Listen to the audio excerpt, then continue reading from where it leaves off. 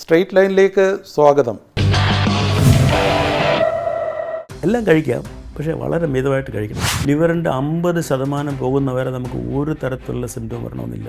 നമുക്കിത് പ്രെഡിക്റ്റ് ചെയ്യാൻ ഒരു നിവൃത്തിയില്ല. സംഭവം എന്ത് സംഭവിക്കുന്നുള്ള കാര്യം അതാണ് എൻ്റെ ഏറ്റവും വലിയ പ്രശ്നം. ലിവർ പൊക്കഴിഞ്ഞാൽ ഒരാഴ്ച കൂടുതൽ പോകുക പ്രയാസമാണ്. അത് മൊത്തത്തിൽ നശിച്ചു കഴിഞ്ഞാൽ പലരും പറയും, സാർ ഞാൻ വെജിറ്റേറിയനാണ്, പക്ഷേ എനിക്ക് എന്തുകൊണ്ടാണ് സിറോസ് വന്നത്.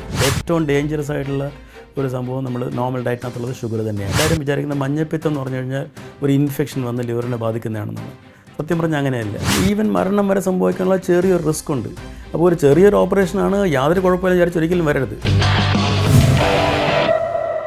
കേരളത്തിൽ ആദ്യത്തെ കരൾ മാറ്റിവെക്കൽ ശസ്ത്രക്രിയ വിജയകരമായി ചെയ്ത കേരളത്തിലെ ഏറ്റവും പ്രഗത്ഭനായ കരൾ മാറ്റിവെക്കൽ ശസ്ത്രക്രിയ വിദഗ്ധനുമായ ഡോക്ടർ എസ് സുധീന്ദ്രനാണ് നമ്മുടെ ഇന്നത്തെ അതിഥി. നമസ്കാരം ഡോക്ടർ എസ് സുധീന്ദ്രൻ. നമസ്കാരം, താങ്ക് യു.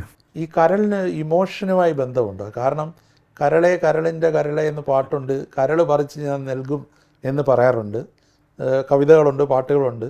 ഹൃദയത്തിന് ഇമോഷനുമായിട്ട് ബന്ധമുണ്ടെന്ന് പറഞ്ഞിട്ടുണ്ട്. എന്ത് പറയുന്നു? ആക്ച്വലി നമ്മുടെ മലയാളത്തിൽ മാത്രമേ ഉള്ളൂ ഈ കരളും ഇമോഷനുമായിട്ട് ഇത്രയും ബന്ധമുള്ളത്. ബാക്കിയുള്ള ഒരു ലാംഗ്വേജിലും അങ്ങനെ ഓ മൈ ലിവർ എന്ന് ആരും അങ്ങനെ ഇംഗ്ലീഷിലാണെങ്കിലോ ഫ്രഞ്ചിലാണെങ്കിലോ ഒന്നും അങ്ങനെ പറയാറില്ല. സോ ഇമോഷൻസ് എന്നുള്ള ആ ഒരു ചിന്ത അത് ബ്രെയിനിലുമായിട്ട് മാത്രമേ ബന്ധമുള്ളൂ. പിന്നെ സോൾ എന്നുള്ള ഒരു സംഭവമുണ്ട്, ആത്മാവ്. അത് ഒബ്വിയസ്ലി ഉണ്ട്. കാരണം ഒരാൾക്ക് ജീവിച്ചിരിക്കുമ്പോൾ മരിക്കുമ്പോഴും തമ്മിൽ പുള്ളിക്ക് എന്താണ് ലൂസ് ചെയ്യുന്നത് എന്നുള്ളതാണ് സംഭവം. കാരണം മരിക്കുമ്പോഴും നമ്മുടെ ശരീരത്തിൽ കുറേ പ്രോസസ്സ് നടക്കുന്നുണ്ട്. അത് മരിച്ച കോശങ്ങളൊക്കെ പോയിട്ട് പിന്നെ വേറെ കോശങ്ങളായിട്ടൊക്കെ വരുമായിരിക്കാം. അപ്പം ആ മരിക്കുന്ന സമയത്ത് നമ്മൾ എന്താണ് നഷ്ടപ്പെടുന്നതെന്ന് ചോദിച്ചു കഴിഞ്ഞാൽ ആർക്കും അറിയില്ല. അതിനെയും കണ്ടെത്തി എന്താണ് ആ സ്പാർക്ക്, അത് നമ്മുടെ ജീവൻ വരുന്ന ആ സ്പാർക്ക് എന്താണെന്ന് ആർക്കും അറിയില്ല. സോ അങ്ങനൊരു സാധനം ഉണ്ടോ എന്ന് ചോദിച്ചു കഴിഞ്ഞാൽ കാണണം. പക്ഷെ അത് ലിവറുമായിട്ടോ ഹാർട്ടുമായിട്ടോ ഒന്നും ബന്ധപ്പെട്ടാണെന്ന് തോന്നുന്നില്ല. ഈവൻ ഹാർട്ടുമായിട്ട് പോലും അങ്ങനെ ബന്ധമില്ല. ഇല്ല. ഹൃദയം, വൃക്ക, കരൾ ഇത് മൂന്നിലും മനുഷ്യ ശരീരത്തിന് വേണ്ടി ഏറ്റവും ജോലി ചെയ്യുന്ന ആരാണ്? അങ്ങനെ ചോദിച്ചു കഴിഞ്ഞാൽ അവന് ഉത്തരം പറയാൻ പ്രയാസമാണ്. കാരണം എല്ലാം അത്യാവശ്യമുള്ളതാണ്. അതിൻ്റെ അകത്തുള്ള ഡിഫറൻസ് എന്താണെന്ന് വെച്ച് കഴിഞ്ഞാൽ ഹാർട്ട് നിന്ന് കഴിഞ്ഞാൽ നമ്മൾ ആ നിമിഷം നമ്മുടെ എല്ലാം തീരും. കാരണം നമുക്ക് ആ രക്തോട്ടം ഇല്ല എന്നുണ്ടെന്നുണ്ടെങ്കിൽ നമ്മുടെ എല്ലാ കോശങ്ങളും നശിച്ചു തുടങ്ങും. പക്ഷേ ഈവൻ ഹാർട്ട് നിന്നാൽ പോലും ഒരു 15 മിനിറ്റ് 20 മിനിറ്റ് ഹാർട്ട് അടിച്ചില്ല എന്ന് വെച്ചോളൂ, എന്ന് കഴിഞ്ഞ് പുള്ളി ജീവൻ പൊക്കഴിഞ്ഞാൽ പോലും ആ ശരീരത്തിൽ നിന്നുള്ള 15-20 മിനിറ്റ് കഴിഞ്ഞിട്ട് ആ ശരീരത്തിൽ നിന്ന് നമ്മൾ എടുക്കുന്ന കിഡ്നിയും ലിവറും ഈവൻ ഹാർട്ട് പോലും വേറൊരാൾ വെച്ചിട്ടത് പഴയ പോലെ തിരിച്ചു വരാൻ ചാൻസ് ഉണ്ട്. അതിന് പിന്നെ രക്തോട്ടം കൊടുത്തു കഴിഞ്ഞാൽ, മനസ്സിലായില്ലേ? പക്ഷേ കിഡ്നി കംപ്ലീറ്റ് പൊക്കഴിഞ്ഞാൽ പോലും നമുക്ക് ഡയാലിസിസ് കൊണ്ട് വർഷങ്ങളോളം ജീവിച്ചിരിക്കാം. ലിവർ പൊക്കഴിഞ്ഞാൽ ഒരാഴ്ച കൂടുതൽ പോകുക പ്രയാസമാണ്. അത് മൊത്തത്തിൽ നശിച്ചു കഴിഞ്ഞാൽ. രണ്ട് കാര്യം കൊണ്ട്, ഒന്ന് ലിവർ റീജനറേറ്റ് ചെയ്തുകൊണ്ടിരിക്കും, മനസ്സിലായി. അപ്പോൾ ആ റീജനറേഷനും കൂടെ ഡാമേജ് വന്ന് റീജനറേറ്റ് ചെയ്യാൻ കഴിവില്ലാതെ വരുമ്പോഴാണ് നമ്മൾ മരിച്ചു പോകുന്നത്. ക്യാൻസറിൽ തന്നെ ഏറ്റവും അപകടകാരി ലിവർ ക്യാൻസർ ആണെന്ന് പറയുന്നുണ്ട്. ശരിയാണ്. ലിവർ ക്യാൻസർ വളരെയധികം അപകടകരമാണ്. രണ്ട് കാര്യം കൊണ്ട്, ഒന്ന് നമ്മളത് കണ്ടുപിടിച്ച് വരുമ്പോഴത്തേക്കും പലപ്പോഴും വളരെ അഡ്വാൻസ്ഡ് ആയിരിക്കും. മിക്കവാറുമുള്ള എല്ലാ ക്യാൻസറും അങ്ങനെ തന്നെയാണ്. പക്ഷേ സ്പെസിഫിക്കലി ലിവർ ക്യാൻസർ അതിൻ്റെ ആ ഇനിഷ്യൽ സ്റ്റേജസിന് ഒരു തരത്തിലുള്ള സിംറ്റം കാണത്തില്ല. അപ്പോൾ നമ്മൾ പലപ്പോഴും നമ്മൾ സിംറ്റം വന്ന്, അതായത് എന്തെങ്കിലും ബാഹികമായിട്ട് നമ്മൾ എന്തെങ്കിലും പ്രശ്നം വന്ന് നമ്മൾ ടെസ്റ്റ് ചെയ്ത് കണ്ടുപിടിക്കുമ്പോഴത്തേക്കും അതൊരു 70% ആൾക്കാരിലും അത് വളരെ അഡ്വാൻസ്ഡ് ആയിരിക്കും. പിന്നെ ലിവറിൻ്റെ ഓപ്പറേഷനും വളരെ കോംപ്ലക്സ് ആയിട്ടുള്ളൊരു സർജറിയാണ്. അപ്പോൾ അത് പലപ്പോഴും നമുക്ക് ചെയ്യാനും പറ്റില്ല. മാത്രമല്ല ലിവർ ക്യാൻസറാണ് ഇപ്പോൾ ലോകത്തിൽ ഏറ്റവും ഫാസ്റ്റായിട്ട് വളർന്നുകൊണ്ടിരിക്കുന്ന ഒരു ക്യാൻസർ. പല പല കാര്യങ്ങളുണ്ടാണ്. അതെല്ലാവരും മദ്യം വിചാരിക്കും. അതിനേക്കാളും കൂടുതൽ നമ്മുടെ ഡയറ്റും എക്സസൈസും ഇല്ലാത്ത പ്രശ്നമാണ് നോൺ ആൽക്കഹോളിക് ലിവർ ഡിസീസ് എന്ന് പറയും, or metabolic associated liver disease, അതാണ് അതിൻ്റെ പുതിയ പേര്. അപ്പോൾ അങ്ങനെ ഉള്ള അസുഖം കൂടുന്നത് കൊണ്ട് അതുമായിട്ട് ബന്ധപ്പെട്ട് ലിവർ ക്യാൻസർ വളരെയധികം വളർന്നുകൊണ്ടിരിക്കുകയാണ്. വെള്ളമടിച്ച്, അതായത് മദ്യപിച്ച് കരൾ കളയല്ലേ എന്ന് പറയാറുണ്ട്. അതിൽ ഈ കരൾ രോഗത്തിൻ്റെ ഒരു മുഖ്യ ഹേതു കാരണം മദ്യപാനം തന്നെയാണോ? കാരണം ലിവർ സിറോസിസ് മദ്യപിക്കാത്തവർക്ക് വരാറുണ്ട്. ശരിക്കും മദ്യം ഇതിൻ്റെ ഒരു പ്രധാന കാരണമാണ്? സംശയമൊന്നുമില്ല. കാരണം നമ്മൾ ഒരു ഫോർ എക്സാമ്പിൾ ഒരു പേക്ക് നമ്മൾ മദ്യം കഴിക്കുമ്പോഴത്തേക്കും ആ മദ്യത്തിനകത്ത് ധാരാളം വിഷമുണ്ട്. അപ്പോൾ ആ വിഷമല്ല ലിവറിൻ്റെ കോശങ്ങളാണ് മാറ്റേണ്ടത്. അപ്പോൾ അത് മാറ്റുന്ന ആ പ്രക്രിയയിൽ ലിവറിൻ്റെ കുറേ കോശങ്ങൾ നശിച്ചു പോകും. അപ്പം അത് നശിക്കുന്ന ഭാഗം വളരെ പെട്ടെന്ന് തന്നെ തിരിച്ച് വളർന്നു വരും. പക്ഷേ ഇങ്ങനെ എല്ലാ ദിവസവും നശിച്ചുകൊണ്ടിരിക്കുകയാണെന്നുണ്ടെങ്കിൽ അതിനൊരു സമയമില്ലേ. അതെ അതെ. അപ്പോൾ അതുകൊണ്ട് ഈ മദ്യം തുടർച്ചയായിട്ട് കഴിച്ചുകൊണ്ടിരിക്കുന്ന ആൾക്കാരിൽ നല്ലൊരു ശതമാനം പേർക്ക് സിറോസ് വരാനുള്ള ചാൻസ് വളരെ ചിലർ പറയാം എനിക്ക് നല്ല കപ്പാസിറ്റിയാണ്, എത്ര മദ്യപിച്ചാലും എനിക്കൊരു കുഴപ്പമില്ല. ഈ കിക്ക് എഫക്റ്റ് ചെയ്യാതിരിക്കുന്ന കരൾ വീക്ക് ആകുമ്പോഴാണോ? അതൊക്കെ തെറ്റിദ്ധാരണയാണ് സംഭവം. അത് അതിൻ്റെ ഓരോരുത്തർക്കും അതിൻ്റെ മെറ്റബോളിസത്തിൻ്റെ അനുസരിച്ചിട്ടുള്ളതാണ്, അതിൻ്റെ ബൈ പ്രോഡക്ട്സിൻ്റെ മെറ്റബോളിസം അനുസരിച്ചുള്ളതാണ്. ചിലർക്കത് കൂടുതലുള്ളവർക്ക് ഈ പറഞ്ഞ പോലെ കൂടുതൽ കഴിച്ചു കഴിഞ്ഞാൽ ചിലപ്പോൾ അതിൻ്റെ കിക്ക് വരത്തുള്ളൂ. പക്ഷെ എന്നും പറഞ്ഞ് ലിവറിൻ്റെ ഡാമേജ് അതുമായിട്ട് ബന്ധമില്ല. പക്ഷേ ലിവറിനെ ഡാമേജ് ചെയ്യുന്നതിൽ ഒരു വലിയ റോള് മദ്യത്തിനുണ്ട്. ഡെഫിനറ്റ്ലി. ഇപ്പം നമ്മുടെ നാട്ടിൽ ഈ പ്രമേഹം വളരെയധികം വർദ്ധിച്ചു വരുന്നു. അതെ അതെ. അത് ഇത് ഏതെങ്കിലും രീതിയിൽ ഇതുമായിട്ട് കണക്ട് ചെയ്യുന്നുണ്ടോ? വളരെ നല്ല ചോദ്യമാണ്. 100% കണക്റ്റഡ് ആണ്. ഡയബറ്റിസ് 2 ടൈപ്പ് ഉണ്ട്, ടൈപ്പ് 1, ടൈപ്പ് 2. ടൈപ്പ് 1 എന്ന് പറഞ്ഞു കഴിഞ്ഞാൽ നമ്മുടെ പാൻക്രിയാസ് ഇൻസുലിൻ ഉണ്ടാക്കാത്തത് കൊണ്ടുള്ള കുഴപ്പമാണ്. അത് യൂഷ്വലി പ്രായം കുറഞ്ഞ ആൾക്കാർക്ക് വരുന്നതാണ്. പക്ഷേ ടൈപ്പ് 2 എന്നതുള്ളതാണ് വളരെ കോമൺ ആയിട്ടുള്ളത്. അതിൻ്റെ അകത്ത് ഇൻസുലിൻ ഉണ്ട്. ആക്ച്വലി ഇൻസുലിൻ്റെ പ്രൊഡക്ഷൻ കൂടുതലാണ്. പക്ഷേ ആ ഇൻസുലിൻ പോയിട്ട് ആ കോശങ്ങളിൽ ആക്ട് ചെയ്യാൻ പറ്റുന്നില്ല. ഇൻസുലിൻ റെസിസ്റ്റൻസ് എന്ന് പറയും. അതിൻ്റെ ഒരു പ്രധാന കാരണം നമ്മുടെ ഡയറ്റും നമുക്ക് എക്സസൈസ് ഇല്ല. ഈ നേരത്തെ പറഞ്ഞതുപോലെ എക്സസൈസ് കുറയുമ്പോഴത്തേക്കും ഫാറ്റിൻ്റെ സെൽസ് കൂടുന്തോറും ഇൻസുലിൻ ആക്ട് ചെയ്യാനുള്ള കഴിവും കുറയും. ഇൻസുലിൻ ഉണ്ട് ശരീരത്തിൽ, പക്ഷേ അത് ആക്ട് ചെയ്യാൻ പറ്റുന്നില്ല. അപ്പം ഇഷ്ടംപോലെ വെള്ളപ്പൊക്കം, വെള്ളം കുടിക്കാൻ പറ്റുന്നില്ല. അതുപോലെയാണ് ഈ ടൈപ്പ് 2 ഡയബറ്റീസ് എന്ന് പറയുന്നത്. അപ്പോൾ അങ്ങനെ വന്നു കഴിഞ്ഞാലുള്ള ഇഷ്യൂ ആണ് ഈ ഡയബറ്റീസ് കൊണ്ട് വരുന്നത്. അപ്പോൾ അത് വളരെ കേട് തന്നെയാണ്. അപ്പോൾ അത് ഈ ഡയബറ്റീസ് കൂടുന്തോറും ഈ ഷുഗറിൻ്റെ എഫക്റ്റ് നമ്മുടെ ശരീരത്തിൽ നിൽക്കും തോറും അതിനെല്ലാം ലിവറിനെ ബാധിച്ചുകൊണ്ടിരിക്കും. കാരണം ലിവർ അത്രയും കൂടുതൽ എക്സ്ട്രാ വർക്ക് ചെയ്യണം, ആ എക്സ്ട്രാ എനർജി അത് മാറ്റാൻ വേണ്ടി. ഈ ഫാറ്റി ലിവർ എന്ന് പറയുന്നത് അത് എത്രമാത്രം അപകടകരമാണ്? സോ ഈ ഡയബറ്റീസും പറഞ്ഞ പോലെ പൊണ്ണത്തടി രണ്ടും കൊണ്ട് വരുന്നത് ഫാറ്റി ലിവർ തന്നെയാണ്. അപ്പോൾ എല്ലാ പല ടൈപ്പുള്ള ഡാമേജിൻ്റെയും ഒരു തുടക്കം എന്ന് പറയുന്നത് ഫാറ്റി ലിവറാണ്. അത് ലിവറിനകത്ത് ആ ഫാറ്റിൻ്റെ കോശങ്ങൾ അഴിഞ്ഞു കിടക്കുന്നതാണ്. കാരണം നോർമലി നമ്മൾ കഴിക്കുന്ന ആഹാരത്തിൽ നമുക്ക് ആവശ്യമുള്ള എനർജിയേക്കാളും എക്സ്ട്രാ എനർജി വരുന്നുണ്ടെന്നുണ്ടെങ്കിൽ ആ ലിവറാണ് ആ എക്സ്ട്രാ എനർജിയെ മാറ്റിയിട്ട് ഫാറ്റായിട്ട് സ്റ്റോർ ചെയ്യുന്നത്. മനസ്സിലായി? അപ്പോൾ അതിങ്ങനെ വരുമ്പോഴാണ് ഈ പ്രശ്നം വരുന്നത്. അപ്പോൾ എല്ലാത്തിൻ്റെയും ഫസ്റ്റ് ഒരു തുടക്കം ഈ ഫാറ്റി ലിവർ വരുന്നതാണ്. ആ ഫാറ്റ് ലിവർ ഒന്ന് ഗ്രേഡ് 1, 2, 3, 4, 5 എന്നാവും. പിന്നെ ഫൈബ്രോസിസ് നമ്മൾ അടുത്ത സ്റ്റേജ് വരും. അതിൻ്റെ അടുത്ത സ്റ്റേജ് സിറോസിസ് ആണ്. ഈ വൈറസും ഇതിൻ്റെ ഒരു കാരണമല്ലേ? വൈറസിൻ്റെ ലിവർ അസുഖം വരുന്നത്. ഹെപ്പറ്റൈറ്റിസ് ബി ആൻഡ് സി വളരെ ഒരു കോമൺ കോസ് ആയിരുന്നു. പക്ഷേ 2 ഇപ്പോൾ മരുന്നുണ്ട്. ഹെപ്പറ്റൈറ്റിസ് ബിക്ക് വാക്സിൻ ഉണ്ട്. അപ്പോൾ അതെല്ലാം കൊണ്ട് അതിൻ്റെ നമ്പർ ഇപ്പോൾ കണ്ടമാനം ധാരാളം കുറഞ്ഞിട്ടുണ്ട്. ഇപ്പോൾ കരൾ നമ്മൾ ഒരു നോർമൽ രീതിയിൽ ഒരു മനുഷ്യന് സംരക്ഷിക്കുക, അതിന് അസുഖം വരാതിരിക്കാനുള്ള മുൻകരുതലുകൾ എടുക്കാൻ പറ്റൂ? പിന്നെന്താണ് അതിൽ ശ്രദ്ധിക്കേണ്ടത്? സോ പ്രധാനമായിട്ടുള്ളത് ആൽക്കഹോളിനെ കുറിച്ച് പറയേണ്ട ആവശ്യമില്ല. ഡെഫിനറ്റ്ലി ആൽക്കഹോൾ നല്ലതല്ല. സോ ആൽക്കഹോൾ അവോയ്ഡ് ചെയ്യുന്നത് വളരെ നല്ലതാണ്. രണ്ടാമത് അതേപോലെ തന്നെ ഇമ്പോർട്ടൻ്റ് ആണ് ഞാൻ നേരത്തെ പറഞ്ഞ പോലെ നമ്മുടെ ഡയറ്റും എക്സസൈസും, അത് നമ്മുടെ ലൈഫ് സ്റ്റൈൽ. ഇപ്പോൾ ഡയറ്റിൻ്റെ അകത്തുള്ള ഒരു കോമൺ തെറ്റിദ്ധാരണ പലരും പറയും, സാർ ഞാൻ വെജിറ്റേറിയനാണ്, പക്ഷേ എനിക്ക് എന്തുകൊണ്ടാണ് സിറോസ് വന്നത്? അപ്പോൾ വെജിറ്റേറിയൻ ഫുഡും ഇതുമായിട്ട് ബന്ധമില്ല സത്യം പറഞ്ഞു കഴിഞ്ഞാൽ. സോ നമ്മൾ ആക്ച്വലി പ്രോട്ടീൻ ഡയറ്റാണ് ലിവറിന് ഏറ്റവും best. High carbohydrate high fat ഡയറ്റാണ് കേട്. അപ്പോൾ എസ്പെഷ്യലി നമ്മുടെ മലയാളത്തിൻ്റെ കാര്യം നോക്കുകയാണെന്നുണ്ടെങ്കിൽ നമ്മളെല്ലാവരും ചോറ് കഴിക്കാൻ വളരെ ഇഷ്ടപ്പെടുന്ന ആൾക്കാരാണ്. ചോറ് കുഴപ്പമൊന്നുമില്ല, പക്ഷേ എല്ലാവരും മിതമായിരിക്കണം. അത് നമുക്ക് ആ എമൗണ്ടും കഴിഞ്ഞ് പോകുമ്പോഴത്തേക്കും പ്രോബ്ലമാണ്. മാത്രമല്ല ഇപ്പോൾ പണ്ടുള്ള ആൾക്കാർ നോക്കുമ്പോഴത്തേക്ക് അവർ കപ്പയും ചോറും അങ്ങനെ അതുകൊണ്ട് മാത്രമായിട്ട് പ്രശ്നം വരില്ല. അവർ എക്സസൈസ് ചെയ്യണം. കറക്റ്റ്. അതുപോലെ നമ്മൾ എക്സസൈസ് ചെയ്യണം. മാത്രമല്ല ഈ നമ്മൾ ഇപ്പോൾ ദൈവം ഉണ്ടാക്കി വെച്ച ആഹാരം കഴിക്കുന്നതുകൊണ്ട് നമുക്ക് വലിയ കുഴപ്പമില്ല. പക്ഷെ അതിനെ നമ്മൾ കൂടുതൽ പ്രോസസ്സ് ചെയ്ത് നമ്മളതിനെ ടേസ്റ്റി ആക്കാൻ നോക്കുന്നിടത്തോളം കാലം അതിൻ്റെ ഡാമേജ് കൂടിക്കൊണ്ടിരിക്കും. സ്പൈസസിനേക്കാളും കൂടുതൽ ഈ ഫ്രൈഡ് ഐറ്റംസിൻ്റെ പ്രശ്നങ്ങളാണ്. സ്പൈസസ് ആസ് സച്ച് അത്ര വലിയ കുഴപ്പമില്ല. പുളിയും ഉപ്പ് ഇച്ചിരി പ്രശ്നമാണ്. അപ്പോൾ നമ്മുടെ BP കൂട്ടുന്ന പോലെയാണ് ലിവറിൻ്റെ പ്രശ്നം കൂട്ടാതെ. അതുപോലെ തന്നെയാണ്. പക്ഷേ ഇപ്പോൾ എരിയും പുളി ഉണ്ടാകുന്ന അത്ര വലിയ പ്രോബ്ലം ഇല്ല. അതിനേക്കാളും കൂടുതൽ ഫ്രൈ ചെയ്യുമ്പോഴാണ് അതിനേക്കാളും കൂടുതൽ ഷുഗർ.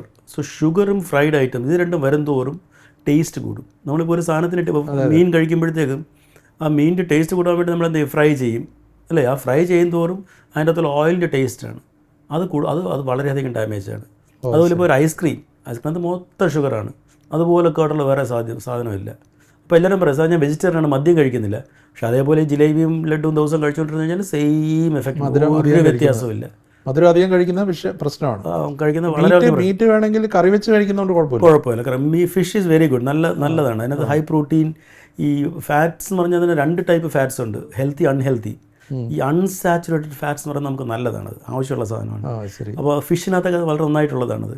അപ്പം അതുപോലെ തന്നെയാണ് ഈവൻ ചിക്കൻ മട്ടനൊക്കെ നമ്മൾ മിതമായിട്ട് നമ്മൾ കറി വെച്ച് കഴിക്കുന്നുണ്ട്, കുഴപ്പമില്ല.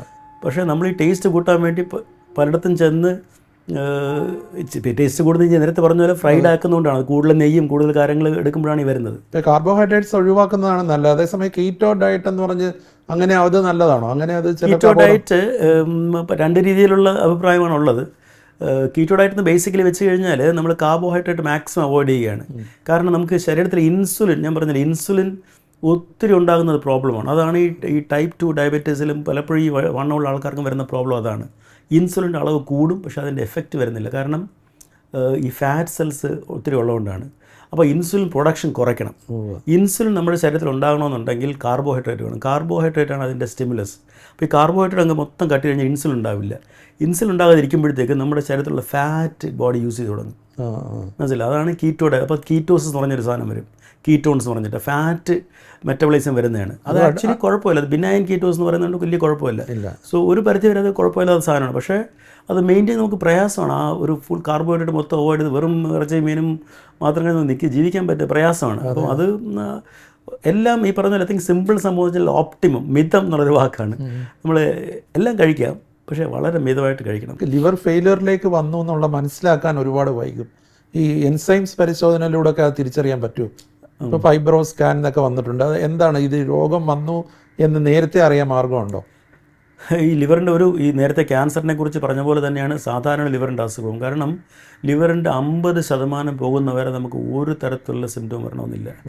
50% പോകുന്നവരെ. കാരണം ആ 50% കൊണ്ട് ലിവറിൻ്റെ എല്ലാ ജോലിയും നടക്കും. 250 ജോലിയുണ്ട്, എല്ലാ ജോലിയും നടക്കും. മനസ്സിലായി? അപ്പം നമ്മൾ ലിവർ ടെസ്റ്റ് ചെയ്ത് നോക്കിയിട്ട് അത് നോർമലാണ്, എനിക്ക് കുഴപ്പമില്ല, അപ്പം ഞാൻ ഇനിയും പോയി മദ്യം കഴിക്കാം, അല്ലേ ഡോക്ടർ? തെറ്റാണ്.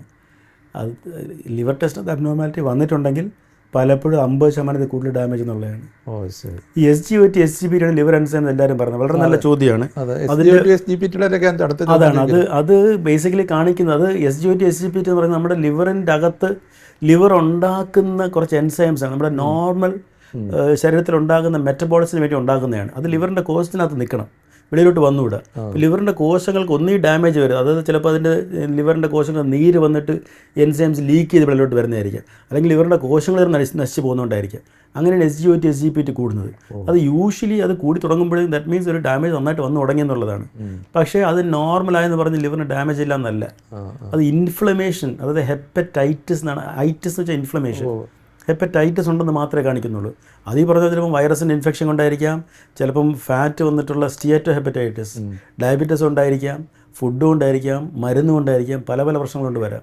ഇനിയിപ്പോൾ കരൾ മാറ്റി വെച്ചേ മതിയാകൂ എന്ന് മനസ്സിലാക്കുന്ന ഏത് ഘട്ടത്തിലാണ്? അത് ഈ സിറോസിസ് ബാധിച്ചാൽ അതിന് 3 സ്റ്റേജ് ഉണ്ട്. A, B, C എന്ന് പറയും. A ആണ് തുടക്കം. ഈ തുടക്കം A സ്റ്റേജിൽ ഈ പറഞ്ഞ പോലെ 50% ഡാമേജ് ആകുന്നതാണ്. പക്ഷെ എന്നാൽ പോലും നമുക്ക് പലപ്പോഴും സിംറ്റം കാണില്ല. പലപ്പോഴും സിംറ്റം ആകുമ്പോഴേ അത് B സ്റ്റേജ് ആയിരിക്കാം. C സ്റ്റേജ് എന്ന് പറഞ്ഞു കഴിഞ്ഞാൽ അതിൻ്റെ അഡ്വാൻസ് സ്റ്റേജാണ്. പലപ്പോഴും ആ C സ്റ്റേജിൽ, ഈവൻ C സ്റ്റേജിൽ പോലും ചിലപ്പോൾ നമുക്ക് ഈ മദ്യമൊക്കെ നിർത്തി മരുന്നിൻ്റെയൊക്കെ അഡ്ജസ്റ്റ്മെൻറ്റിൽ കുറച്ചത് നമുക്ക് പിടിച്ച് നിൽക്കാൻ പറ്റും. C സ്റ്റേജിൽ ഡീകോമ്പൻസേറ്റഡ് എന്ന് പറയും. അതായത് ലിവറിന് ഒട്ടും പിടിച്ച് നിൽക്കാൻ പറ്റുന്നില്ല. അപ്പോഴത്തേക്കും മഞ്ഞപ്പിത്തം വരാം, വയറിൽ വെള്ളം വരാം, കാലിൽ നീര് വരാം, മസിലൊക്കെ ശോഷിച്ച് നമ്മൾ ക്ഷീണം വരും. അതൊക്കെ വരുമ്പോഴാണ് ആ ഒരു സ്റ്റേജിലാണ്. അങ്ങനത്തെ വന്നു കഴിഞ്ഞാൽ പിന്നെ നമ്മൾ വെച്ചുകൊണ്ടിരുന്നു കഴിഞ്ഞാൽ മരിച്ചു പോകാനുള്ള ചാൻസ് റിസ്ക് വളരെ കൂടുതലാണ്. ആ അവസ്ഥയിലാണ് മാറ്റിവെക്കുന്നതിനെ കുറിച്ച്. അതെ അതെ. ഇപ്പോൾ ഡോക്ടർ ആദ്യമായിട്ട് ഇതിൻ്റെ ഒരു കേരളത്തിൽ നടത്തിയത് 2004 ആദ്യത്തെ സക്സസ്ഫുൾ ആയിട്ടുള്ള ട്രാൻസ്പ്ലാന്റ്. ഇപ്പം 2004 നിന്ന് 25 19 വർഷം കഴിഞ്ഞു. ഇപ്പോഴത്തെ ഒരു ചേഞ്ച് എന്താണ്? ഈ സർജറിയിൽ വലിയ കൂടുതൽ അഡ്വാൻറ്റേജസ് ഉണ്ടായിട്ടുണ്ടോ? അന്നുണ്ടായിരുന്ന ഒരു ബുദ്ധിമുട്ടുകൾ അത് വളരെ കുറച്ചുകൂടെ സുഗമമായോ? എന്ത് മാറ്റമാണ് ഈ ട്രാൻസ്പ്ലാന്റിങ്ങിൽ വന്നിട്ടുള്ളത്? നമ്മൾ ഫസ്റ്റ് ലിവർ ട്രാൻസ്പ്ലാന്റ് എന്ന് പറയുന്നത് മസ്തിഷ്ക മരണം സംഭവിച്ച ഒരാളിൽ നിന്ന് ചെയ്ത അവരുടെ ലിവർ എടുത്ത് വെച്ച ഒരു ട്രാൻസ്പ്ലാന്റേഷന്. അതേസമയം കിഡ്നി എന്ന് പറയുന്നത് ഫസ്റ്റ് ട്രാൻസ്പ്ലാന്റ് എന്ന് പറയുന്നത് ജീവനുള്ള ഒരാളുടെ തന്നെ കിഡ്നി എടുത്ത് വെച്ചതാണ്. അവർ ഐഡൻറ്റിക്കൽ ട്വിൻസ് ആയിരുന്നു. അവർ ട്വിന്നിൻ്റെ ഒരു കിഡ്നി എടുത്ത് മറ്റേ ട്വിന്നിന് ഫെയിലിയർ വെച്ച് കൊടുത്തു. മനസ്സിലായില്ല? അപ്പോൾ കിഡ്നിക്ക് പണ്ട് മുതലേ തന്നെ ഈ ലൈവ് ഡോണറുണ്ട്. പക്ഷേ ലിവറിന് ലൈവ് ഡോണർ പറയുന്നത് ഒത്തിരി വർഷം കഴിഞ്ഞിട്ടാണ്. 1964 ഫസ്റ്റ് ലിവർ ട്രാൻസ്പ്ലാന്റ് ചെയ്തത്. അത് കഴിഞ്ഞ് 1988 ലൈവ് ഡോണർ. അതായത് ഒരാൾ ലിവർ മുറിച്ച് വേറെ കൊടുക്കുന്നത് 1988. അതും ഒരു ചൈൽഡിനാണ് കൊടുത്തത്. ചൈൽഡിന് കൊടുക്കുമ്പോൾ കുറച്ച് ലിവർ മതി, അപ്പോൾ ലിവറിൻ്റെ ചെറിയൊരു ഭാഗമാണ് മുറിച്ചത്. പക്ഷേ ഇപ്പോൾ നമ്മൾ അഡൾട്ടിന് കൊടുക്കുമ്പോഴത്തേക്ക് ലിവറിൻ്റെ വലത് ഭാഗം, അതായത് ലിവറിൻ്റെ 60% കൂടുതൽ നമ്മൾ എടുക്കേണ്ടി വരുന്നുണ്ട്. വളരെ മേജർ സർജറിയാണ്. അപ്പം അങ്ങനെ എടുക്കുമ്പോൾ ഡോണർക്ക് അത് എത്ര അതാണ് എക്സാക്ട്. സോ ഡോണറിന് അതുപോലെ നല്ലൊരു മേജർ ഓപ്പറേഷനാണ്. പക്ഷേ എടുക്കുന്ന ലിവർ ഈ നേരത്തെ പറഞ്ഞ പോലെ 3 മാസം കൊണ്ട് ഫുള്ളി വളർന്ന് തിരിച്ചു വരും. പക്ഷേ അതുകൊണ്ട് അതങ്ങനെ വളർന്നു വരാൻ കഴിവുള്ള ഒരാളാണ്, ബാക്കി എല്ലാ രീതിയിലും നോർമലാണ്, ഇത്ര ഒരു മേജർ ഓപ്പറേഷൻ താങ്ങാനുള്ള കഴിവുള്ളതാണ് എന്ന് വിചാരിച്ചിട്ട് നമ്മൾ അസസ് ചെയ്തിട്ട് നമ്മളത് ചെയ്യുള്ളൂ. എന്നാൽ പോലും നമ്മളൊരു 1000 പേരെ ചെയ്യുമ്പോഴത്തേക്കും ചിലപ്പോൾ 1-2 പേർക്ക് മരിച്ചു പോകും. ആ ഒരു റിസ്ക് ഉണ്ട്. റിജക്ഷൻ റേറ്റ് എങ്ങനെയാണത്? റിജക്ഷൻ റേറ്റ് ലിവറിനെ സംബന്ധിച്ചിടത്തോളം ബാക്കിയുള്ള കിഡ്നി, ഹാർട്ട്, ലങ്സ് അതിനേക്കാളൊക്കെ അപേക്ഷിച്ച് കുറവാണ്. എന്നാലും ഒരു 20% പേർക്ക് റിജക്ഷൻ വരാം. പക്ഷേ റിജക്ഷൻ വന്നാലും നമുക്ക് മെജോറിറ്റി സമയം നമുക്കത് ഈസിയായിട്ട് ട്രീറ്റ് ചെയ്യാം. അത് റിജക്ഷൻ വന്നിട്ട് ഗ്രാഫ്റ്റ്, അതായത് ലിവർ ഫെയിൽ ചെയ്ത് മരിച്ചു പോകുക എന്നുള്ളത് ഒരു 5%-6% പേർക്കേ ഉള്ളൂ. റിജക്ഷൻ മുൻകൂട്ടി അറിയാൻ പറ്റുമോ? മാച്ചിങ് ആണോ? നമ്മൾ എല്ലാ ഓർഗൻസിലും മാച്ചിങ് എന്ന് പറയുന്നത് പ്രധാനമായിട്ട് ബ്ലഡ് ഗ്രൂപ്പാണ് മെയിൻ മാച്ചിങ്. ബ്ലഡ് ഗ്രൂപ്പ് അതിൻ്റെ അകത്തും ഈ O ഗ്രൂപ്പ് എന്ന് പറഞ്ഞുള്ള ആൾക്ക് യൂണിവേഴ്സൽ ഡോണറാണ്, അവർക്ക് ആർക്ക് വേണമെങ്കിലും കൊടുക്കാം. അതേപോലെ AB ഗ്രൂപ്പ് എന്ന് പറഞ്ഞാൽ യൂണിവേഴ്സൽ റെസിപ്പിയൻ, അവർക്ക് ആരുടെ ബ്ലഡ് വേണമെങ്കിലും എടുക്കാം. മനസ്സിലായി? അപ്പം ആ ഒരു മാച്ച്, അതായത് A ഗ്രൂപ്പുള്ള ഒരാളാണെങ്കിൽ അവർക്ക് A ഗ്രൂപ്പ് എടുക്കാം, O ഗ്രൂപ്പ് എടുക്കാം. ക്ലോസ് റിലേറ്റീവിൻ്റെ ക്ലോസ് റിലേറ്റീവാണ് ഐഡിയൽ. കാരണം നമ്മുടെ ഈ ലോസ് ഒക്കെ അനുസരിച്ചിട്ട് വൈഫ്, ബ്രദർ, സിസ്റ്റർ, കുട്ടികൾ അല്ലെങ്കിൽ പേരൻസ്, ഗ്രാൻഡ് പേരൻസ്, അവരാണ് നമ്മുടെ ലോ അനുസരിച്ച് നമുക്ക് നേരെ ചെയ്യാൻ പറ്റുന്നത്. അല്ലാതെ ചെയ്യണമെന്നുണ്ടെങ്കിൽ കുറേ ഫോർമാലിറ്റീസും കാര്യങ്ങളൊക്കെ ഉണ്ട്. ഒരാളുടെ നിന്ന് ലിവർ പൈസ കൊടുത്ത് വാങ്ങിച്ചിട്ട് നമുക്ക് ചെയ്യാൻ പറ്റില്ല. അങ്ങനെ പൈസ കൊടുത്ത് വിൽക്കുന്നവരുണ്ടോ ലിവർ? ഉണ്ടായിരിക്കാം, പക്ഷേ അതിന് ഒത്തിരി ഫോർമാലിറ്റീസ് ഉണ്ട്. നമുക്കത് ആ ഫോർമാലിറ്റീസ് എല്ലാം മറികടന്ന് കമ്മിറ്റി ഉണ്ട്, നിങ്ങളുടെ ഗവൺമെൻറ്റിൻ്റെ ഒരു കമ്മിറ്റി ഉണ്ട്. ആ കമ്മിറ്റി പോയിട്ട് അവരിതാണ് ഒരു അസസ് ചെയ്യുന്നത്, നിങ്ങൾ എന്തെങ്കിലും രീതിയിൽ പൈസ വാങ്ങിച്ചിട്ടുണ്ടോ. പക്ഷേ ഓബ്വിയസ്ലി ഇതെല്ലാം നമുക്ക് മൂടി കെട്ടിയിട്ട് ആൾക്കാരെ കളിപ്പിച്ച് ചെയ്യാൻ പറ്റുമല്ലോ. അപ്പോൾ അങ്ങനെ നടക്കുന്നുണ്ട്. ഡെഫിനറ്റ്ലി അവയവദാനം എന്ന് പറയുന്നത് മസ്തിഷ്ക മരണം സംഭവിച്ചവർക്ക് അവയവങ്ങൾ ദാനം ചെയ്യുന്നത്, അതിൽ ഇൻക്രീസ് ഉണ്ടോ? വളരെ കുറവാണ്. അത് ഇൻക്രീസ് ഉണ്ടോ എന്ന് ചോദിച്ചു കഴിഞ്ഞാൽ നമ്മുടെ കേരളത്തിൻ്റെ കാര്യം പരിതാപകരമാണ്. ഇന്ത്യ മൊത്തം നന്നായിട്ട് കൂടുന്നുണ്ട്. നമ്മുടെ തൊട്ടടുത്ത 3 സ്റ്റേറ്റ്സ്, അതായത് തമിഴ്നാട്, കർണാടക, ആന്ധ്രാപ്രദേശ്, തെലങ്കാന, 3 എല്ലായിടത്തും വളരെയധികം കൂടിയിട്ടുണ്ട്. ഇപ്പോൾ കഴിഞ്ഞ വർഷം തമിഴ്നാട്ടിൽ മാത്രം 270 പേരാണ് ഡൊനേറ്റ് ചെയ്തത്. ഇവിടെ കേരളത്തിൽ എനിക്കൊന്ന് 11-12 പേരെ ഉണ്ടായിരുന്നുള്ളൂ. നമുക്ക് ഒരു സമയം ഉണ്ടായിരുന്നു 2012-13 75-76 പേര് നമ്മൾ ഡൊണേറ്റ് ചെയ്തു. പക്ഷേ പിന്നെ അതിനുശേഷം പല ഇഷ്യൂസും ഉണ്ട്, നടക്കുന്നില്ല. ഇപ്പം പക്ഷേ ബന്ധുക്കളാണ് കൂടുതലും ചെയ്യുന്നത്. 99 ഡൈവായിട്ടുള്ള ഇത് ലിവർ 99%. പക്ഷേ അന്നേരം ഈ നേരത്തെ ചോദിച്ച പോലെ ഈ ഇവർ ഡോണറുടെ ആരോഗ്യം ഇത് പൂർണ്ണമായിട്ട് തിരിച്ചു വരും എങ്കിലും അവരുടെ വേറെ ഏതെങ്കിലും രീതിയിൽ അവർക്ക് എന്തെങ്കിലും അസുഖങ്ങൾ ഉണ്ടാവാനോ എന്തെങ്കിലും ചാൻസ് ഉണ്ടോ? ഇത് സംബന്ധിച്ച് വളരെ കുറവാണ്. കാരണം ആ ലിവർ തിരിച്ചു കഴിഞ്ഞ് കഴിഞ്ഞാൽ നമ്മളിപ്പം ഈ പറഞ്ഞ പോലെ 2004 മുതൽ നമ്മളിപ്പം 1300-1400 പേർക്ക് അടുപ്പിച്ച് ചെയ്തിട്ടുണ്ട്. അതിൽ ഇവർ ആർക്കും ലിവറിൻ്റെ അസുഖം അല്ല, നമ്മുടെ ടീം വലിയൊരു ടീമാണ്, എല്ലാവരും കൂടെ നമ്മൾ ചേർന്നാണല്ലോ. ഒരാൾക്ക് മാത്രം ചെയ്തല്ലോ. അതെ, നമുക്ക് ഒരാൾ മാത്രമായിട്ട് ചെയ്യാൻ പറ്റില്ല ഒരിക്കലും, കാരണം പല സംഭവം നടക്കുകയാണല്ലോ. അതുകൊണ്ട് അങ്ങനെ ഒരു ആശങ്ക ആവശ്യമില്ല ഡോണർക്ക്, അല്ല? ഇല്ല, നമ്മളത് ടെസ്റ്റ് ചെയ്തിട്ടാണ് ചെയ്യുന്നത്. പക്ഷേ ഓബ്വിയസ്ലി ഞാൻ പറഞ്ഞില്ല, ഈവൻ മരണം വരെ സംഭവിക്കാനുള്ള ചെറിയൊരു റിസ്ക് ഉണ്ട്. അപ്പോൾ ഒരു ചെറിയൊരു ഓപ്പറേഷനാണ്, യാതൊരു കുഴപ്പമില്ല വിചാരിച്ച് ഒരിക്കലും വരരുത്. എത്ര മണിക്കൂർ നീണ്ടു നിൽക്കുന്ന ഒരു സർജറി ആയിരിക്കും നോർമലി? 10-12 hours എടുക്കും. അത്ര എടുക്കും. അത് കഴിഞ്ഞാൽ പിന്നെയും ഈ തുടർ ചികിത്സകളും ആ രോഗി ഒരു നോർമൽ ലൈഫിലേക്ക് വരണമെങ്കിൽ എത്ര നാളെടുക്കും? 6 മാസം എടുക്കും. 6 മാസം തുടർ ട്രീറ്റ്മെൻറ്റ് ഇവിടെ തന്നെ? റിജക്ഷനുള്ള മെഡിസിൻ ലൈഫ് ലോങ് വേണ്ടി വരും. പക്ഷേ അങ്ങനെ ഒരു നോർമൽ 6 മാസം കഴിഞ്ഞ് പഴയ പോലുള്ള ഒരു നിത്യജീവിതത്തിലേക്ക് മടങ്ങാൻ കഴിയും?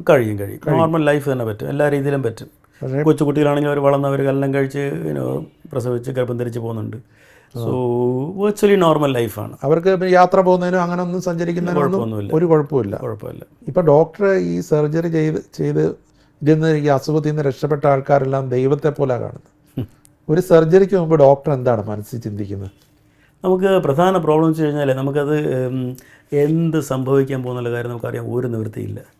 മനസ്സിലായില്ല. ചിലപ്പം വളരെ സിക്കായിട്ട് ഉള്ള ആളായിരിക്കാം, അവരുടെ നമ്മൾ പറയും ഇത് ചെയ്ത് കഴിഞ്ഞാൽ 50% പോലും ചാൻസ് ഇല്ലയെന്ന് പറഞ്ഞു കഴിഞ്ഞാൽ ചിലപ്പോൾ അവർ പറയും കുഴപ്പമില്ല ഡോക്ടറെ, ട്രൈ ചെയ്തോളൂ, എന്തായാലും കുഴപ്പമില്ല, എനിക്ക് എൻ്റെ മോനെ അല്ലെങ്കിൽ എൻ്റെ അച്ഛനെ എൻ്റെ വൈഫിനെ ആരായാലും എനിക്ക് രക്ഷപ്പെടുത്തണം, ഭർത്താവിനെ ആരായാലും. അവർ ചിലവും ഒരു പ്രശ്നമുള്ളത് വയറ് പോലെ എണീറ്റ് വരും ചിലവും. അതേസമയം അത്ര വലിയ കുഴപ്പമില്ലാത്തൊരാൾ നമ്മൾ ഇനി പ്രശ്നം വരേണ്ട ആവശ്യമില്ല എന്ന് വിചാരിക്കുന്ന ആൾ പെട്ടെന്ന് തന്നെ കുഴപ്പം കൂടാതെ വരിച്ചു. അപ്പോൾ അങ്ങനെയൊക്കെ സംഭവിക്കുമ്പോഴത്തേക്ക് നമുക്ക് വല്ലാത്ത സങ്കടമാണ്. കാരണം അവർ തന്നെ ചോദിക്കും, ഡോക്ടറെ ചെയ്യുന്ന സമയത്ത് അത്ര വലിയ പ്രശ്നമൊന്നും ഇല്ലായിരുന്നല്ലോ, പിന്നെ നമ്മൾ ചെയ്ത് കഴിഞ്ഞിട്ടാണല്ലോ ഈ പ്രശ്നം മുഴുവൻ വന്നത്. അപ്പോൾ അത് വരാനുള്ള റിസ്ക്കും ഉണ്ട്. കാരണം ഈ പറഞ്ഞ പോലെ അവർ വെച്ചുകൊണ്ടിരുന്നു കഴിഞ്ഞാലും അത് കുറച്ച് കഴിയുമ്പോഴത്തേക്ക് അങ്ങ് പോകും. പക്ഷേ കുറച്ച് സമയം കൂടെ കിട്ടുമല്ലോ. നമ്മൾ ഈ സർജറി കഴിഞ്ഞുള്ള റിസ്ക് യൂഷ്വലി ഫസ്റ്റ് 3 monthsനാണ് പ്രശ്നം വരുന്നത്. 3 month പിന്നിട്ട് കഴിഞ്ഞാൽ പിന്നെ വരാനുള്ള ചാൻസ് വളരെ കുറവാണ്. നമുക്കിത് പ്രെഡിക്റ്റ് ചെയ്യാൻ ഒരു നിവൃത്തിയില്ല സംഭവം എന്ത് സംഭവിക്കും എന്നുള്ള കാര്യം. അതാണ് എൻ്റെ ഏറ്റവും വലിയ പ്രശ്നം. ഒരു ഭാഗ്യപരീക്ഷണം ഉണ്ട് ഇതിൽ ഡെഫിനറ്റ്ലി. സംശയം എന്താണ് നമ്മുടെ സക്സസ് റേറ്റ് പക്ഷേ കൂടുതൽ ഇപ്പം ട്രാൻസ്പ്ലാന്റിന്റെ ഒരു നമ്മുടെ ഇപ്പോഴത്തെ നമ്മുടെ ഓവറോൾ സക്സസ് റേറ്റ് 85%. 85% ഉണ്ട്. ഇപ്പം ഈ കരൾ മാറ്റി വയ്ക്കുമ്പോൾ നമ്മൾ ചില സിനിമകളിലൊക്കെ കാണുന്ന കണക്ക് ഒരു സ്ഥലത്തു നിന്നെടുത്ത് ഇങ്ങനെ കൊണ്ടുപോകുന്നു, ഹാർട്ട് കൊണ്ടുപോകുന്നു, അങ്ങനെ ഒരുപാട് ഈ മെഡിക്കൽ രംഗം വലിയ രീതിയിൽ പുരോഗമിച്ചിട്ടുണ്ടല്ലോ. ഇപ്പോൾ ഡോക്ടർ നേരത്തെ UK പഠിച്ചിരുന്നത്, അവിടെ വർക്ക് ചെയ്തിരുന്നത് ദീർഘകാലം.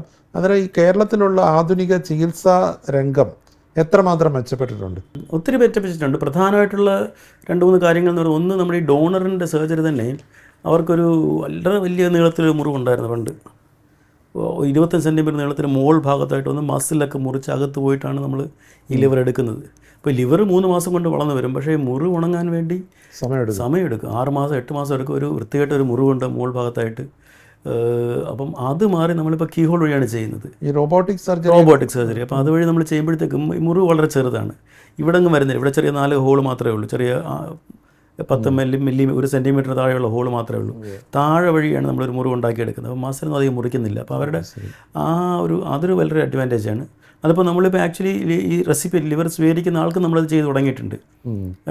പക്ഷെ അവർക്ക് അത്ര വലിയ ബെനിഫിറ്റ് ഇല്ലായിരിക്കും. പക്ഷേ ഡോണറിന് അതൊരു മേജർ ബെനിഫിറ്റാണ്. എസ്പെഷ്യലി പലപ്പോഴും കൊച്ചു പെൺകുട്ടികളും പയ്യന്മാരും ഒക്കെയാണ് കൊടുക്കുന്നത്. പെൺകുട്ടികളാകുമ്പോഴത്തേക്ക് എല്ലാവർക്കും ഒരു വല്ലാത്തൊരു സങ്കടമാണല്ലോ. കാരണം നല്ലൊരു വൃത്തിയായിട്ടൊരു മുറിവ് വരുമ്പോഴത്തേക്കും അവർക്ക് എല്ലാ രീതിയിലും കല്യാണം കഴിക്കാൻ പോകുന്ന കുട്ടികളാണെങ്കിൽ, അതുപോലെ പയ്യന്മാർക്കും ഉണ്ട്. കാരണം അവർക്ക് ഇപ്പോൾ ജിമ്മിൽ പോകണം, എക്സസൈസ് ചെയ്യണം, അതൊക്കെ വരുമ്പോൾ ചെറിയൊരു ഇത് വരും.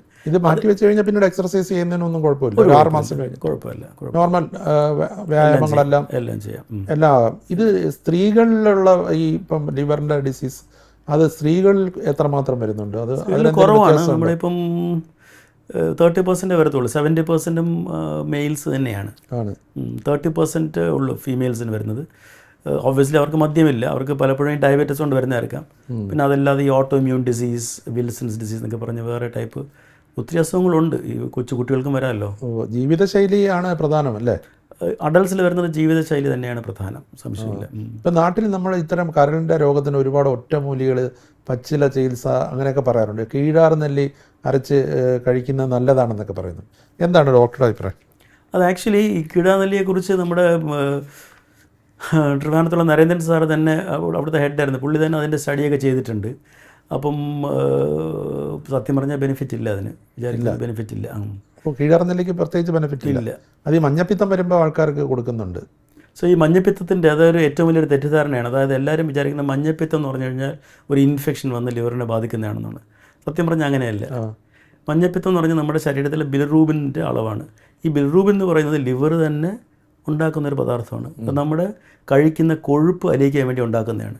അപ്പോൾ ഈ ലിവറിന് അത് ഉണ്ടാക്കാൻ വേണ്ടി വളരെ എളുപ്പമാണ്. കാരണം നമ്മുടെ റെഡ് ബ്ലഡ് സെൽസ്, ചുമന്ന രക്താണുക്കളിൽ നിന്ന് വരുന്നതാണത്. ഒരു ചുമന്ന രക്താണുക്കൾ 3 മാസം നിൽക്കുകയുള്ളൂ. 3 മാസം കഴിഞ്ഞ് അത് മരിക്കുമ്പോൾ അതിനകത്ത് ചെറിയൊരു എമൗണ്ട് ബിലിറൂബിൻ വരും. അതാണ് ലിവർ യൂസ് ചെയ്യുന്നത്. അത് യൂസ് ചെയ്തിട്ട് അതിനെ പിത്തരസമാക്കും. അങ്ങനെ പിത്തരസമാക്കാൻ ലിവറിന് പ്രത്യേകിച്ച് ശക്തിയൊന്നും വേണ്ട, എല്ലാ ദിവസവും ഉണ്ടായിക്കൊണ്ടിരിക്കും. പക്ഷേ ആ പിത്തരസം ഉണ്ടാക്കിയിട്ട് അത് കുടലിലോട്ട് വിടണം.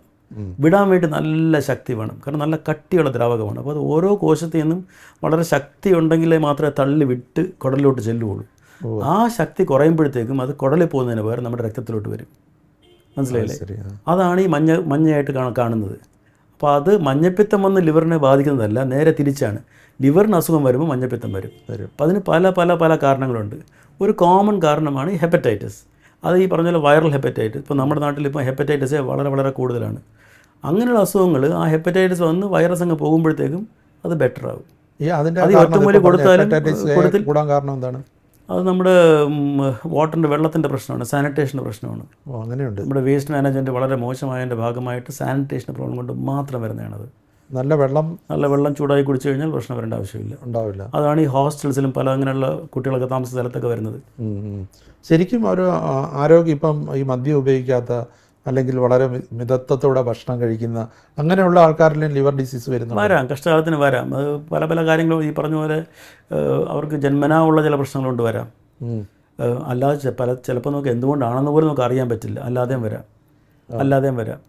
അതാണിപ്പോൾ ഈ മെറ്റബോളിക് അസോസിയേറ്റഡ് ലിവർ ഡിസീസ് എന്ന് പറയുന്ന ഒരു സംഭവം. നമുക്ക് എക്സാക്ട്ലി എന്താണെന്ന് നമുക്ക് അറിയാൻ പ്രയാസമാണത്.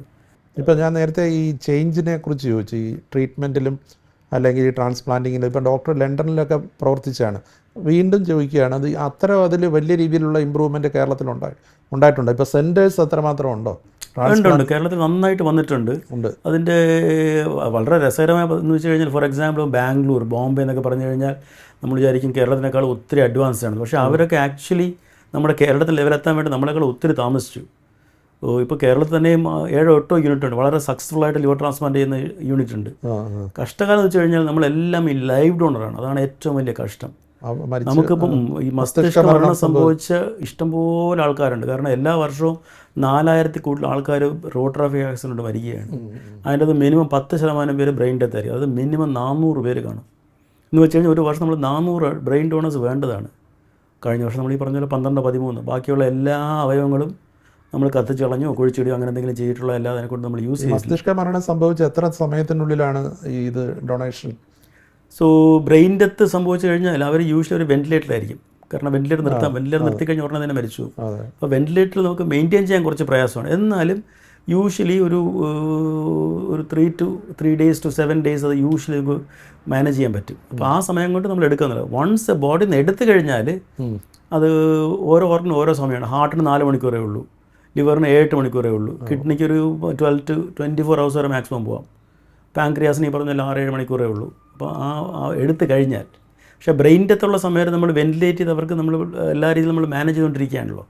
അപ്പോൾ അതുകൊണ്ട് എടുക്കുന്നവരെ നമുക്ക് മാനേജ് ചെയ്യാൻ പറ്റും. ഇപ്പോൾ തെറ്റായ വിവരമാണോ എന്നറിയില്ല, ഈ കരൾ ട്രാൻസ്പ്ലാന്റ് ചെയ്ത് കഴിഞ്ഞാൽ പിന്നീട് അതിൽ ക്യാൻസർ വരാനുള്ള സാധ്യതയുണ്ടോ? അതിൽ ക്യാൻസർ വരാനുള്ള ചാൻസ് കുറവാണ്. പക്ഷേ നമ്മൾ പലപ്പോഴും ട്രാൻസ്പ്ലാന്റ് ചെയ്യുന്നത് ഒറിജിനൽ ലിവർ ക്യാൻസറിന് വേണ്ടി ചെയ്യാം, മനസ്സിലായി. അപ്പോൾ അങ്ങനെയുള്ളവർക്ക് അത് തിരിച്ചു വരാനുള്ള ചെറിയ റിസ്ക് ഉണ്ട്. വേറൊന്നും കൊണ്ടല്ല, നമ്മൾ ആ ചെയ്യുന്ന സമയത്ത് നമുക്ക് ലിവറിൻ്റെ അകത്തുള്ള എല്ലാ ക്യാൻസറിൻ്റെ കോശങ്ങളും മാറി കിട്ടും. കാരണം നമ്മൾ മാറ്റി പുതിയ ലിവർ വയ്ക്കുകയാണ്. പക്ഷേ ലിവറിൻ്റെ വെളിയിൽ ഒരു കോശമെങ്കിലും ഉണ്ടെങ്കിൽ അത് വളർന്ന് വന്നിട്ട് പിന്നെ തിരിച്ചു വരും. അപ്പോൾ നമുക്ക് ആ ഒരു കോശങ്ങളൊന്നും കണ്ടുപിടിക്കാനുള്ള ടെക്നിക്ക് നമുക്കില്ല. ഇപ്പോഴത്തെ ടെസ്റ്റ്, ഈ പെറ്റ് സ്കാൻ എന്നൊക്കെ പറഞ്ഞ ടെസ്റ്റൊക്കെ വെച്ചിട്ട് നമുക്ക് കണ്ടുപിടിച്ച് കഴിഞ്ഞാൽ അത് മിനിമം ഒരു 1 സെൻറ്റിമീറ്റർ 1.5 സെൻറ്റിമീറ്റർ സൈസ് വേണം. എന്ന് വെച്ചാൽ നമ്മൾ ഒരു 1,00,000 കോശങ്ങളുടെ നമ്പറാണ് വേണ്ടി വരുന്നത്. അപ്പോൾ അത്രയും നമ്പർ ഉണ്ടെങ്കിൽ നമുക്ക് അറിയാൻ പറ്റുള്ളൂ. അതായത് ഒരു 10 കോശങ്ങളുണ്ടെന്നുണ്ടെങ്കിൽ നമുക്ക് ആ സമയത്ത് അറിയാൻ പറ്റില്ല, അത് പിന്നെ നമുക്ക് അറിയാൻ പറ്റുള്ളൂ. അതാണ് ക്യാൻസർ അതിനകത്ത് തിരിച്ചു വരുന്നത്. ഇപ്പം ഞങ്ങൾ സംസാരിക്കുമ്പോൾ ഡോക്ടർ തിരക്കിൻ്റെ നടുവിൽ നിന്നാണ് ഇറങ്ങി വരുന്നത്. ഇത് വലിയ സങ്കീർണമായ ഒരു ശസ്ത്രക്രിയയാണ്. അന്നേരം ഈ ഒരു സ്ട്രെസ്സ് ഡോക്ടർമാരെ എത്രമാത്രം ബാധിക്കും? നമ്മളെല്ലാവരും ആൾക്കാരെ രക്ഷിക്കാൻ വേണ്ടിയുള്ളതാണല്ലോ ചെയ്യുന്നത്. അപ്പോൾ അത് അവർക്കും ഇങ്ങനത്തെ ട്രാൻസ്പ്ലാന്റ് എന്ന് പറഞ്ഞു കഴിഞ്ഞാലുള്ള പ്രോബ്ലം വെച്ച് കഴിഞ്ഞാൽ അവരവരുടെ ഇപ്പോൾ ലൈഫ് ഡൊണേഷൻ ആകുമ്പോഴത്തേക്കും അവരവരുടെ ശരീരം പകർത്ത് കൊടുക്കുന്നു. വളരെ ഒരു ഭീമമായ ഒരു സംഖ്യ, അതായത് 22 ലക്ഷം രൂപ വേണ്ടി വരുന്നത് ചിലവാക്കുന്നു. പലപ്പോഴും അവരവരുടെ വീടും എല്ലാം വിട്ടിട്ടാണ് ചെയ്യുന്നത്. അതും കഴിഞ്ഞിട്ട് ആളെ കിട്ടിയില്ലെങ്കിലുള്ള സിറ്റുവേഷൻ ആലോചിച്ച് നോക്കും, അവർക്കൊന്നും ബാക്കിയില്ല. അപ്പോൾ അങ്ങനെയുള്ള ആൾക്കാരെ നമുക്ക് ഫേസ് ചെയ്യേണ്ടി വരുന്നുണ്ട്. അത് നമുക്കൊന്നും ചെയ്യാൻ പറ്റില്ല.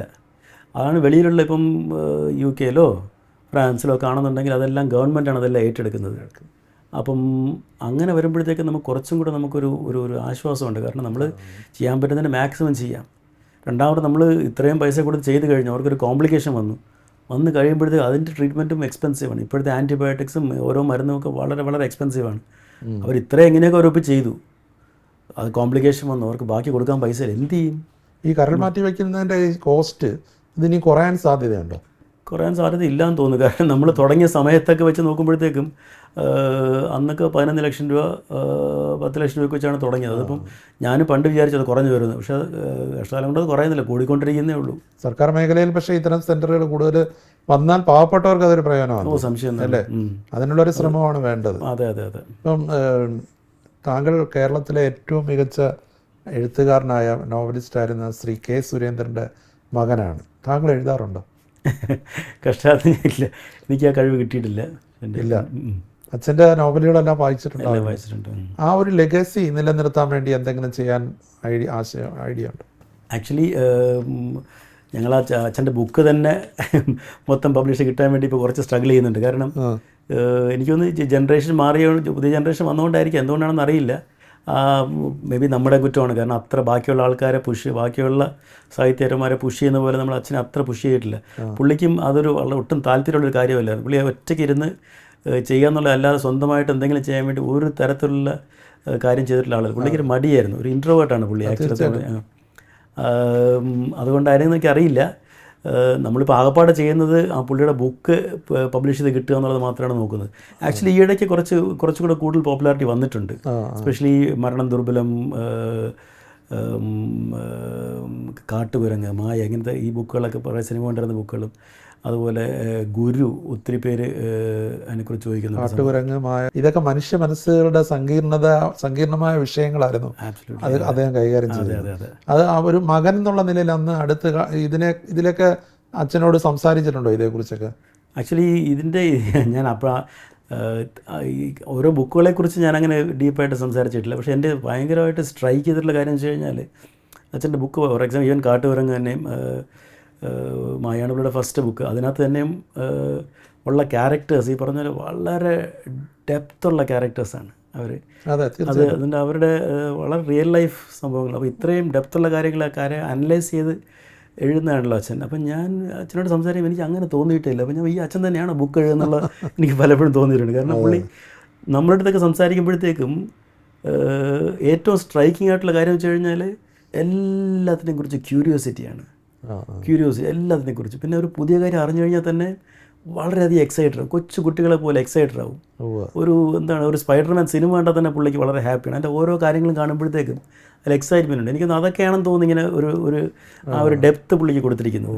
ഈ പ്രൊഫഷൻ ഇത് തിരഞ്ഞെടുക്കാനായിട്ടുള്ളൊരു പ്രേരണ ആദ്യം തൊട്ട് ഇങ്ങനെ ഒരു ഡോക്ടറാണോ എന്നുള്ള തന്നെയായിരുന്നു? ഡോക്ടറാണോ എൻ്റെ അമ്മ ഇങ്ങനെ പുഷ് ചെയ്ത് അങ്ങനെ വന്നങ്ങ് പോയതാണ്. പക്ഷേ അതിനുശേഷം ഐ നോട്ട് റിഗ്രറ്റഡ് ഇറ്റ്.